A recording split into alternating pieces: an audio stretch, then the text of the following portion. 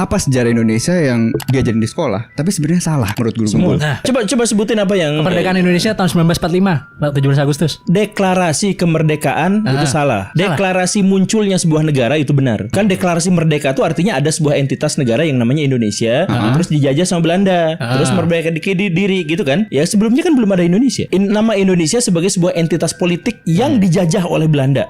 Gak ada. Jadi dulunya adalah kerajaan kemudian disatukan menjadi Pax Nederlandica yang diberi nama Hindia Belanda, lalu memerdekakan diri. Kalau mau mendeklarasikan kemerdekaan berarti namanya merdekanya Hindia Belanda. Nah, kalau itu mungkin kemerdekaan. Itu juga bisa diperdebatkan, tapi lebih masuk akal daripada Indonesia merdeka tahun segitu. Dan itu pun baru deklarasi kemerdekaan, bukan kemerdekaan. Kemerdekaan itu berarti butuh dua faktor lagi.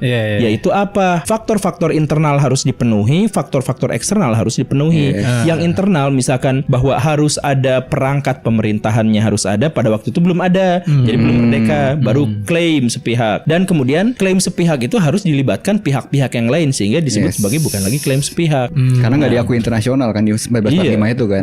Baru diakui 49 kalau nggak salah ya. Jadi misalkan kalau Akang misalkan ya, Palestina udah ngakuin tapi. Palestina juga bukan entitas negara pada waktu itu kan, belum jadi sih. Negara-negara samping Palestina tapi juga ada beberapa. Ormasnya doang. Aduh. Yang pertama ya tetap aja Mesir kan, gara-gara Mesir benar. Iya, gara-gara Pak siapa itu di Indonesia tuh? Perdana Menteri Indonesia tuh. Sultan Sultan Syahrir. Yang pertama. Yang kedua siapa? Amir, yang ketiga Hatta, terus nah itu yang keempat itu tuh siapa sih? Saya lupa lagi.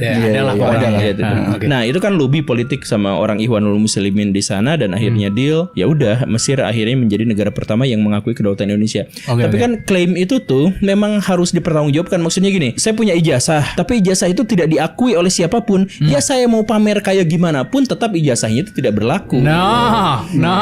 Gitu. Nah, termasuk juga saya memproklamirkan kemerdekaan Indonesia, tapi gak ada yang ngaku. Ya gak juga disebut gitu. Berarti seharusnya kemerdekaan Indonesia itu bukan 17 Agustus 1945. Deklarasi berdirinya Indonesia 17 Agustus 45, berdirinya Indonesia 18 Agustus tahun 45, dan Indonesia menjadi sebuah entitas politik yang diakui bersama itu 27 Desember tahun 1949. Kalau mau perspektifnya begitu.